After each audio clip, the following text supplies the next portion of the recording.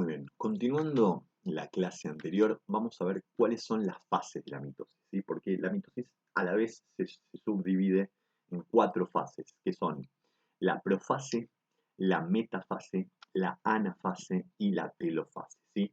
Todo el resto del ciclo de vida que no es mitosis también se puede llamar íntegramente, o sea, la fase G1, S y G2, directamente como interfase, ¿sí? Ahora vamos a ver cada una de las fases de la mitosis en detalle. Empecemos por la profase. Bueno, en la profase es donde comienza esta condensación de los filamentos de cromatina que termina dando lugar a los cromosomas, ¿sí? Esto que mencionaba en el video anterior. El citoesqueleto de la célula se desensambla o desintegra, se desarma para volverse a armar de otra manera, ¿sí?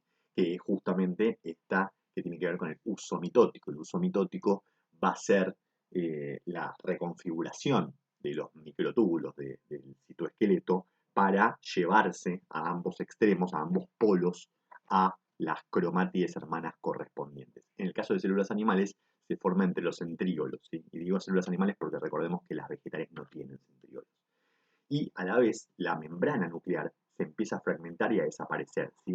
En el proceso de mitosis es el único momento en el que no hay núcleo, ¿sí? Y no hay núcleo porque justamente el contenido de ADN en el interior tiene que irse a los polos, entonces hay que romper ese núcleo. Bien. Así abajo es como se vería esta profase al microscopio. Bien, luego, digamos, viene la metafase. Acá introducimos un pequeño preludio que sería como la prometafase, o sea, un estadio primitivo de la metafase, digamos, que es donde los microtúbulos del uso empiezan a unirse a los cromosomas. Y en la zona donde se unen la llamamos cinetocoros, ¿sí? La zona del cromosoma donde se unen estas proteínas, que son los microtúbulos, se llaman los cinetocoros. Y ahí es donde empiezan los cromosomas a moverse, ¿sí? Para tomar su posición representativa de la metafase que ahora veremos, ¿sí? Acá tenemos otra imagen para ver la diferencia entre la interfase y la profase. Si se ve que la profase ya, esto que parecen fideos, digamos de alguna manera, son los cromosomas ya condensándose.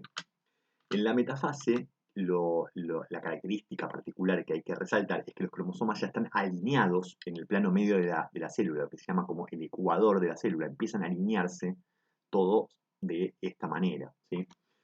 Los microtúbulos ya están conectados con cada cromosoma, más particularmente con cada cromatida hermana y el polo respectivo de la célula. Esta foto es impresionante, donde es lo que se está viendo justamente representado en verde, flúor, serían los microtúbulos, y en amarillo la unión entre esos microtúbulos y los cromosomas que están en rojo, ¿no? Así es como se vería el microscopio una metafase, ¿sí? Donde ya vemos condensados los cromosomas y a la vez organizados alrededor de un centro, que es el ecuador. En la anafase ya están separadas las cromátides hermanas y cada una de ellas está migrando hacia uno de los polos, ¿sí?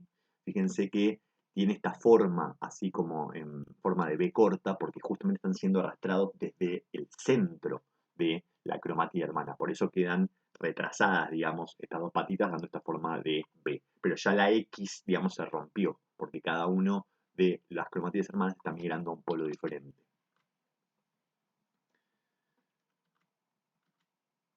Así es como se vería en el microscopio. Y por último la telofase, que es la de terminación, ¿sí?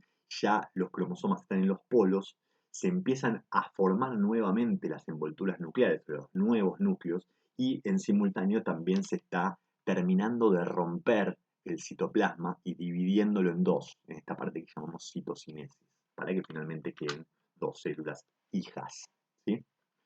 Ahí lo vemos al microscopio.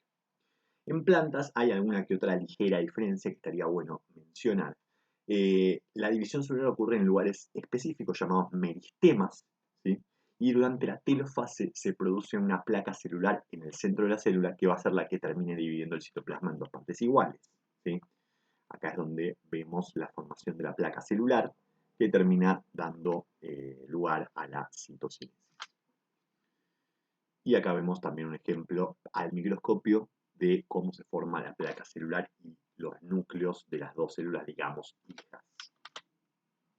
Bien, ¿qué pasa en procariotas? Porque todo esto tiene que ver con procariotas, pero con eucariotas, perdón. Pero en procariotas ya habíamos dialogado que la división no es por mitosis, sino que es por fisión binaria. Y es bastante más simple, entre comillas, digamos. Fíjense lo que pasa. Cuando el ADN bacteriano circular se termina de dividir, ¿sí? Se separa automáticamente esos dos ADNs circulares y ahí se forma lo que se conoce como un anillo Z que termina dividiendo la célula en dos. O sea, es bastante más concreto y rápido, ¿sí? Debido a que no tienen unos cromosomas tan complejos como el cromosoma eucariota, ni unas células tan repletas de organelas como las eucariotas, el proceso es más rápido y más directo, ¿sí? Y además acá sí sucede uno y después del otro, digo, la replicación del ADN y después la citocinesis. Y además no hay núcleos, como ya sabemos, con lo cual tampoco se produce toda esa complejidad que vimos en la mitosis. Preguntas como para ir cerrando. ¿Para qué sirve la mitosis? ¿Dónde ocurre la mitosis? ¿Y cómo son las células resultantes respecto de la que le dio origen? ¿Para qué sirve? Sirve para crecer o reponer células muertas o dañadas del cuerpo, ¿sí? Esto cuando hablamos en eucariotas, que justamente son las que hacen la mitosis. ¿Dónde ocurre?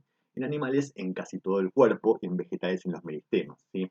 Aclaremos, en animales en casi todo el cuerpo no significa en todos lados. Por ejemplo, hay células de la piel o del epitelio del estómago, donde todo el tiempo está produciendo la mitosis. Las células del hígado a veces producen mitosis, por ejemplo, y a las neuronas rara vez o nunca producen mitosis, ¿de acuerdo? Pero no hay tampoco secciones específicas en donde sí y secciones en donde no. ¿Y cómo son las células resultantes respecto a la que dio origen?